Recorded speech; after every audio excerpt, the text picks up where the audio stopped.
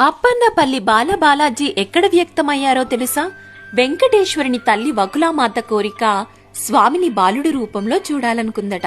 అందుకు అనుగుణంగా కోనసీమలోని అప్పన్నపల్లి గ్రామంలో శ్రీ మొల్లేటి రామస్వామి గారు కొబ్బరికాయల వ్యాపారి. ఆయన శ్రీ వెంకటేశ్వర స్వామి వారికి గొప్ప భక్తుడు.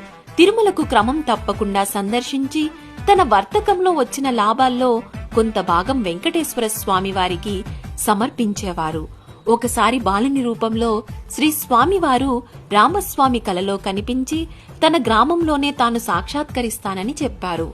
ఒకరోజు రామస్వామి గారు తాను చేస్తున్న కొబ్బరికాయ వర్తకంలో ఒక కొబ్బరి రాశిలో శ్రీదేవి భూదేవి సమేతుడై శ్రీ వెంకటేశ్వర స్వామివారు చిన్న విగ్రహ రూపంలో సాక్షాత్కరించడం జరిగింది.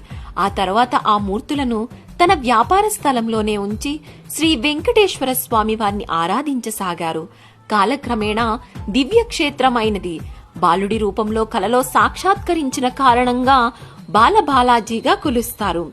ఆంధ్రప్రదేశ్లోనే మొట్టమొదటిసారిగా దేవాలయంలో అన్నదానం ఏర్పాటు చేసినది ఈ క్షేత్రంలోనే. ఇటువంటి ఎన్నో మహత్యములు కలిగిన అప్పన్నపల్లి క్షేత్రాన్ని దర్శించండి, సేవించండి, తరించండి.